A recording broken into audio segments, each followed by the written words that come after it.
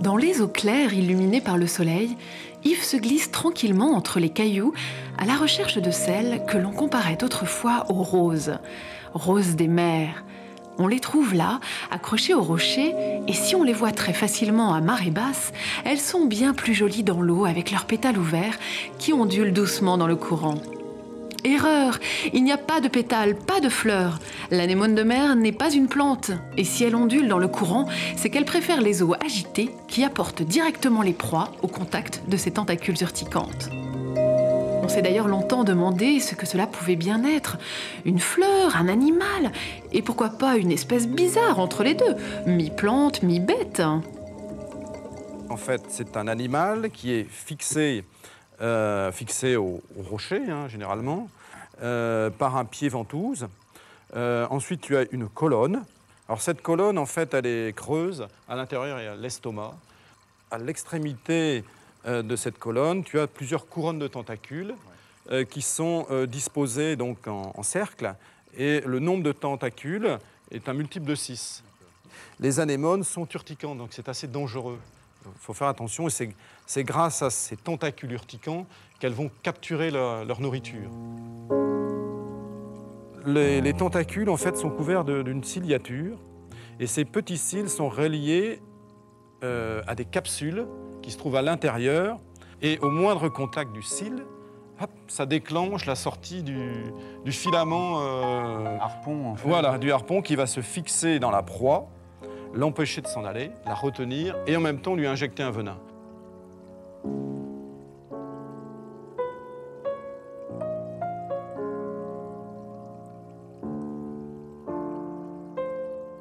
Tiens Yves, avec la caméra loupe, là, on va faire une petite présentation de ces magnifiques créatures.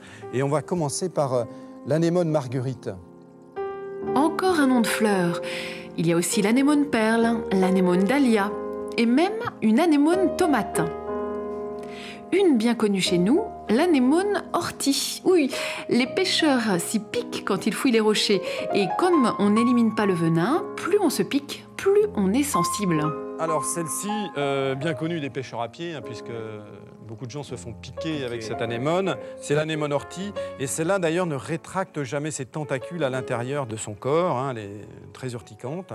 Cette anémone, je crois qu'on la mange sur les bords de la Méditerranée. Oui, en Espagne, ils en font des amuse-gueules en beignet. Et vraiment... Des amuse-gueules. Ouais.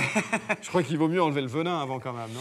Ben, je ne sais pas comment il est traité, je crois que mais moi j'en ai mangé et je n'ai pas trouvé ça fabuleux. Mais je crois qu'ils enlèvent les tentacules avant. Non, ils la frottent. Ah, peut-être qu'ils la frottent, voilà. C'est ça, pour enlever le venin. Et ils les consomment en beignet. Voilà. Alors, les modes de reproduction chez les anémones sont assez variés. Alors, puisqu'on en parle de celle-là, l'anémone œillet, eh bien, il y a une reproduction un peu particulière, c'est-à-dire que des fragments du pied vont se détacher et produire des jeunes anémones.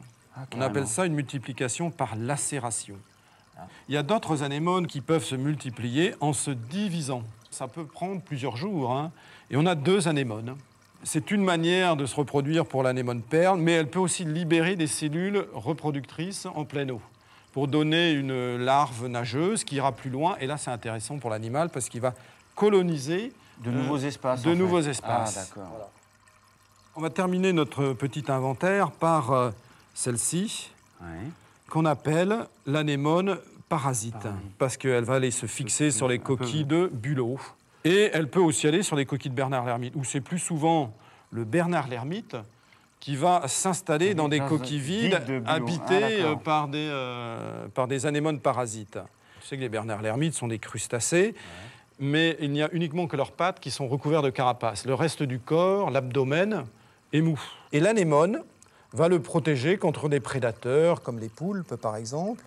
Et cette anémone va profiter des restes de nourriture du Bernard l'ermite qui va s'alimenter sur le fond de cadavres. Et tu sais que cette anémone a un autre secret encore pour se protéger, pour se défendre. Elle peut libérer des filaments qui contiennent aussi du venin. Alors, elle peut les libérer par la colonne, mais aussi par la bouche. Regarde, si j'appuie un peu dessus, et tu vois, ça se libère, ça sort. Voilà.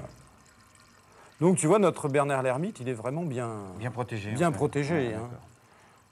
Voilà. Yves, je vais te montrer mon anémone préférée.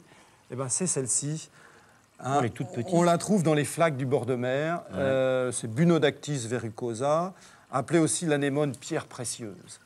Alors, elle est magnifique. Ouais. Et tu vois, les tentacules sont marbrés. Ouais. Le pied est rose. Elle est vraiment très belle.